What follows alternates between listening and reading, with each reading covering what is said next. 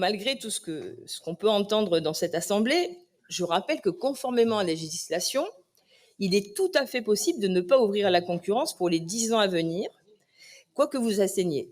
La région Occitanie l'a fait, ainsi que d'autres régions, et nous ne pensons pas que Madame Delga, également présidente de Région de France, le fasse s'il y avait un risque juridique. Donc, nous, on refuse ce choix, cette option que vous choisissez, car malgré tout, on va contribuer également au démantèlement de l'outil SNCF qui a été mis en œuvre par Madame Borne. Et le risque est grand de casse sociale et d'accentuation de recrutement de conducteurs de train, et de ce fait, une amplification des problèmes de régularité.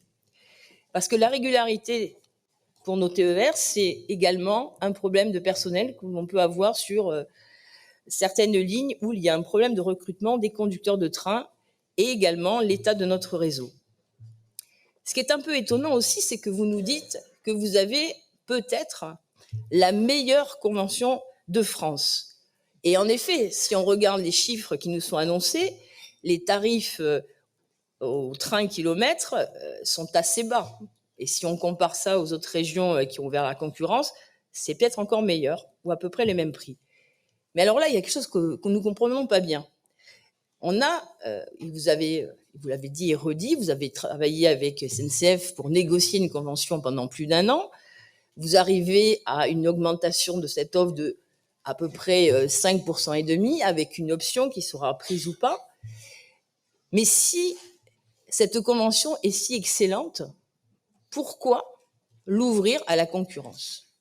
Il y a quelque chose qui ne va pas, on ne comprend pas bien. Nous avons aussi une inquiétude, parce que si vous ouvrez à la concurrence, ça voudrait peut-être dire que le coût au kilomètre train baisserait encore. Et ça, on le sait bien, ça sera forcément sur, malgré que vous parliez d'un sac à dos social, ça sera forcément sur le personnel ou encore une désertification de la présence humaine dans nos gares.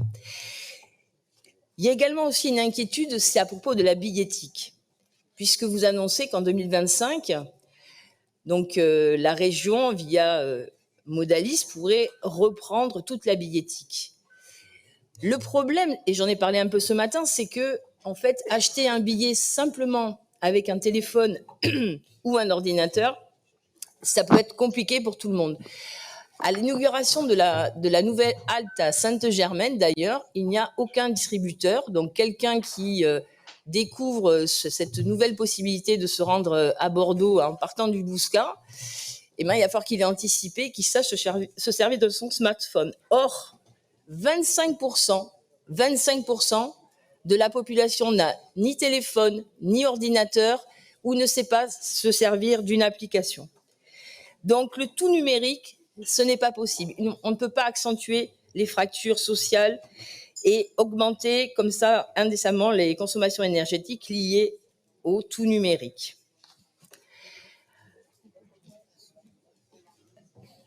Cette solution aussi de billettique, et malgré ce qu'on peut entendre au niveau des masses, on nous dit qu'il n'y aura pas de souci pour acheter un billet national, TER Nouvelle-Aquitaine, TER Occitanie ou Pays de Loire.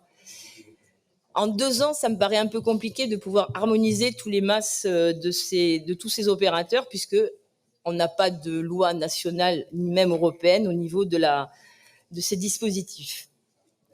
Donc, l'autre danger que nous voyons, c'est de ne plus pouvoir voyager avec assurance en correspondance avec un billet national régional. Actuellement, lorsque vous avez votre train national qui arrive en retard et que vous ratez votre correspondance, c'est très compliqué de se faire rembourser. Et on a beaucoup de témoignages en ce sens. On a également donc des prévisions d'augmentation d'offres, mais on n'a pas de financement en face.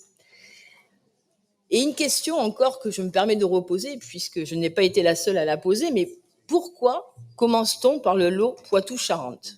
On n'a pas la réponse. Dans ce secteur, nous avons beaucoup de lignes qui sont en très mauvais état. Et d'ailleurs, si l'on regarde les offres programmées entre 2019 et 2023